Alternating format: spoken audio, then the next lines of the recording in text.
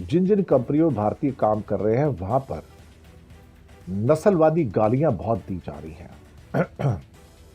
नस्लवादी गालियां जैसे you black Indians, you coloured Indians, और धमकियां और बायकॉट की धमकियां भी दी जा रही हैं। कंपनियों से कहा जा रहा है कि तुम्हारा हम बायकॉट कर देंगे अगर तुमने इंडियंस को रिक्रूट किया तो, और जो भी रिक्रूट किए उनको निकाल दो यहाँ से। ऑफ लेट जो मैंने कहा ना कि भारतीयों के प्रति जो सारी नफरत पनपी है, ये नफरत इसलिए पनपी, भारत के अंदर भी माइनॉरिटीज के खिलाफ जो नफरत को पनपाया गया, तो आज हम हिंदुस्तानियों से दुनिया नफरत करती है। ऑस्ट्रेलिया में नफरत करते हैं, न्यूजीलैंड में नफरत करते हैं, अमेरिका में नफरत करते हैं, कनाडा में नफरत करते हैं, यूरोप में नफरत करते हैं। हम हिंदुस्तानियों के साथ नफरत की जा रही है हर जगह पे कि हम उनके जॉब्स खाते हैं। We are the job eaters. हम तो वर्क वीज़ा देते नहीं किसी को, लेकिन हम चाहते हैं हमको सब लोग वर्क वीज़ा दें। हम तो वर्क वीज़ा देते नहीं किसी को। हमारे तो करोड़ों लोग बात करते हैं, हम तो 5-10 हज़ार को भी वर्क वीज़ा देने को तैयार रही। हम तो फिर कहेंगे हमारी पॉलिसी है, तो पॉलिसी रखो ना अपनी पॉकेट में। जो तुम दूसरों के साथ करोगे वही दुनिया आपके साथ करेगी, और करना भी चाहिए। They should do it. तो एक रिपोर्ट आई है फाइनेंशियल टाइम्स की। फाइनेंशियल टाइम्स लंदन से निकलता है, आप सबको पता है, बड़ा प्रेस्टिजियस पेपर है, कि अमेरिका की कई कंपनियां, फेडेक्स, वॉलमार्ट, वेरिजॉन और भी कई कंपनियां अमेरिका में जो भारतीय नागरिक या भारतीय वर्कर इन कंपनियों में काम कर रहे हैं, और इन जैसी और भी 50 कंपनियां, वहां पर यह कहा गया है कि जिन जिन कंपनियों में भारतीय काम कर रहे हैं वहां पर नस्लवादी गालियां बहुत दी जा रही हैं। नस्लवादी गालियां जैसे you black Indians, you coloured Indians, और धमकियां और बायकॉट की धमकियां भी दी जा रही हैं। कंपनियों से कहा जा रहा है कि तुम्हारा हम बायकॉट कर देंगे अगर तुमने इंडियंस को रिक्रूट किया तो, और जो भी रिक्रूट किए उनको निकाल दो यहाँ से। अब फेडेक्स के तो सीईओ भी राज सुब्रमण्यम है, जो इंडियन ही है, और उसमें यह कहा गया कि हमारी महान अमेरिकन कंपनियों पे भारतीय कंपनियां कब्जा कर रही हैं, भारतीय लोग कब्जा कर रहे हैं, इनको बाहर निकालो यहां से। ये दरअसल कंपनियां हमारे श्वेत यानी कि वाइट, हमारे श्रमिकों के लिए हैं, वाइट वर्कर्स के लिए हैं। अब साहब दक्षिणपंथी राइट विंगर हैं सारे के सारे अमेरिका में। ये राइट विंगर चाहते हैं कि इंडियंस को बाहर करो अमेरिका से, इन्हें यहाँ रहने का हक नहीं है कोई भी कंपनी। इनका बायकॉट करो और इनको गालियाँ दो, इनका बायकॉट करके गालियाँ दो, और गेट आउट इंडियंस का भी साथ में इस्तेमाल। भारत में भी यही हो रहा है। मुसलमानों को गालियाँ दी जाती हैं, ईसाइयों को गालियाँ दी जाती हैं, सिखों को गालियाँ दी जाती हैं। यहाँ कॉमन है। जो हम अपनी माइनॉरिटीज़ के साथ कर रहे हैं इंडिया में, वही वहाँ के राइट विंग वाले हमारे साथ कर रहे हैं। और वो कहते हैं कि ये अमेरिका तुम्हारे लिए नहीं है, go back to your own country, go back to your India, we don't need you. अब साहब मुसीबत ये कि इतना सारा वहाँ पे जो गाली गलौज हो रही है उसका क्या किया जाए साहब, और टॉर्चर किया जा रहा है। उनके बाद हेट मेल्स जो आ रही हैं बहुत बड़ी संख्या में आ रही हैं, और भारत विरोधी जो भावनाएं हैं वो भड़कती चली जा रही हैं, और जो ऑनलाइन दुर्व्यवहार है उनके साथ में, जो मिसबिहेवियर है, वो तो बहुत ज़्यादा बढ़ चुका है इस तरह। जो थ्रेटनिंग है कि छोड़ के चले जाओ अमेरिका, उसमें 12% की वृद्धि हो गई है। ऑनलाइन गालियों में 69% की वृद्धि हुई है। और कंपनियां जो वहाँ की अमेरिका की, वो डर गई हैं इस टाइम कि वो कहती हैं कि हम तो तुम्हारी कंपनी का बायकॉट करेंगे और सब जगह पूरा का पूरा फैला देंगे, तुम्हारी कोई सर्विस नहीं लेंगे, चाहे वेरिजोन हो, चाहे वॉलमार्ट हो, फेडेक्स हो। अगर तुम इंडियंस को एम्प्लॉय करोगे तो हम तुम्हारे माल नहीं खरीदेंगे। और ये सारा बड़ा ग्रुप है वहाँ पे राइट विंगर्स का, जैसे इंडिया में बीएचपी, आरएसएस, बजरंग दल है, आरबीजेपी है। और ये मारपीट भी सकते हैं, गालियाँ भी देते हैं, और लोगों को उत्पीड़न करते हैं, टॉर्चर भी करते हैं साहब। तो ऑफ लेट जो मैंने कहा ना कि भारतीयों के प्रति जो सारी नफरत पनपी है, ये नफरत इसलिए पनपी, भारत के अंदर भी माइनॉरिटीज़ के खिलाफ जो नफरत को पनपाया गया, तो आज हम हिंदुस्तानियों से दुनिया नफरत करती है। ऑस्ट्रेलिया में नफरत करते हैं, न्यूजीलैंड में नफरत करते हैं, अमेरिका में नफरत करते हैं, कनाडा में नफरत करते हैं, यूरोप में नफरत करते हैं।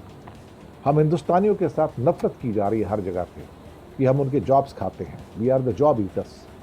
हम तो वर्क वीज़ा देते नहीं किसी को, लेकिन हम चाहते हैं हमको सब लोग वर्क वीज़ा दें। हम तो वर्क वीज़ा देते नहीं किसी को। हमारे तो करोड़ों लोग बात करते हैं, हम तो 5-10 हज़ार को भी वर्क वीज़ा देने को तैयार रही हमको। फिर कहेंगे हमारी पॉलिसी है, तो पॉलिसी रखो ना अपनी पॉकेट में।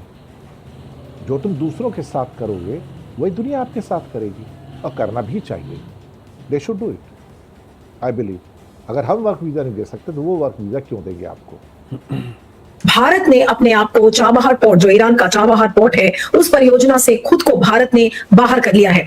और इसकी वजह क्या है कि अमेरिकी प्रतिबंधों के कारण भारत के लिए संचालन जारी रखना मुश्किल हो गया था, और भारत ने ईरान के साथ चाबहार बंदरगाह के शाहिद वेटेश्टी टर्मिनल के विकास और संचालन के लिए 1 दशक के समझौते पर हस्ताक्षर किए थे। लेकिन अमेरिकी प्रतिबंधों के कारण भारत को 2025 के इस परियोजना से हटना पड़ा, जिससे ईरान अब भारत के बिना भी बंदरगाह का संचालन कर सकता है। प्रधानमंत्री नरेंद्र मोदी ने बताया था कि चाबहार बंदरगाह परियोजना भारत की बहुत बड़ी उपलब्धि है, उनकी सरकार की बहुत बड़ी उपलब्धि है। तो अब क्या हुआ मोदी जी?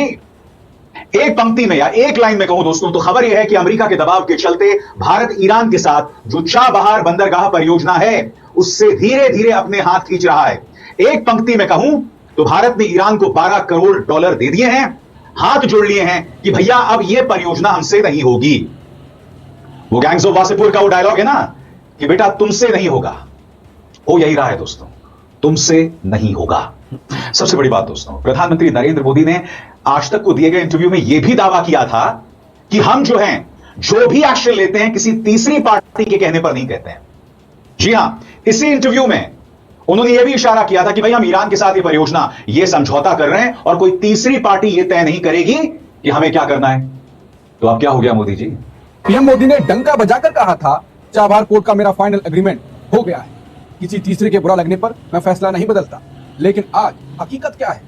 इकोनॉमिक टाइम्स की रिपोर्ट के मुताबिक ट्रंप की एक घुड़की के कारण भारत ने इस अहम प्रोजेक्ट और सालों की मेहनत पर पानी फेरने की तैयारी कर दी है। रिपोर्ट ने दिल्ली से लेकर तेहरान तक हड़कंप मचाया है। खबर है कि भारत अब चाबहार पोर्ट से लगभग बाहर हो चुका है या हो ही रहा है। ट्रंप ने धमकी दी, ईरान से हाथ मिलाया तो 25% टैरिफ लगेगा। बंदरगाह पर फिर से प्रतिबंध यानी सैंक्शन लगा दिए, और फिर भारत ने चुपचाप कदम पीछे खींच लिए। आलम यह है कि प्रोजेक्ट चलाने वाली सरकारी कंपनी की वेबसाइट तक बंद कर दी गई। यह सब इकोनॉमिक टाइम्स की रिपोर्ट में है, क्योंकि सरकार ने अभी कुछ कहा नहीं है, चुप्पी साधी हुई ये कह सकते हैं। दरअसल हजारों करोड़ रुपए हम पहले ही ईरान को दे चुके हैं, और अब सूत्र कह रहे हैं कि उस पैसे का ईरान जो चाहे करे, हमारा वहां कोई कंट्रोल नहीं बचा।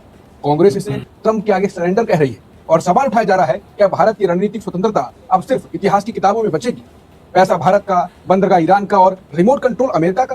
क्या यही है मोदी सरकार की मास्टर क्लास कूटनीति? सबसे बड़ी खबर जो अभी आ रही है, इकोनॉमिक टाइम्स ने छापा है, वो खबर ये है कि ईरान के साथ जो चाबहार पोर्ट वाला हमारा समझौता हुआ था, जिसमें $120 मिलियन, डॉलर 120 मिलियन कितने जीरो होते हैं वो लगाकर आप खुद ही देख लीजिएगा, इतना पैसा दिया जा चुका है, उसका इन्वेस्टमेंट हो चुका है। भारत सरकार 120 मिलियन ईरान को दे चुकी है चाबहार पोर्ट बनाने के लिए, और ये पोर्ट अगर बन जाता तो भारत और ईरान के बीच में ही नहीं बल्कि पूरे मिडिल ईस्ट के लिए हमारा रास्ता खुल जाता, ट्रेड का रास्ता खुल जाता, जो भारत के लिए बेहद जरूरी भी है और बेहद इंपॉर्टेंट भी है। लेकिन हमारे आदरणीय प्रधानमंत्री नरेंद्र मोदी की सरकार ने अमेरिका के दबाव में झुकते हुए ईरान से वो जो चाबहार की परियोजना है उससे खुद को बाहर कर लिया है। 26 अप्रैल तक का शायद है टाइम, उसके बाद वो बाहर निकल जाएगी। ये मैं नहीं कह रहा, ये इकोनॉमिक टाइम्स की रिपोर्ट कह रही है कि उस चाबहार डील को अमेरिका के डर से, अमेरिका के दबाव से मोदी जी ने छोड़ दिया है।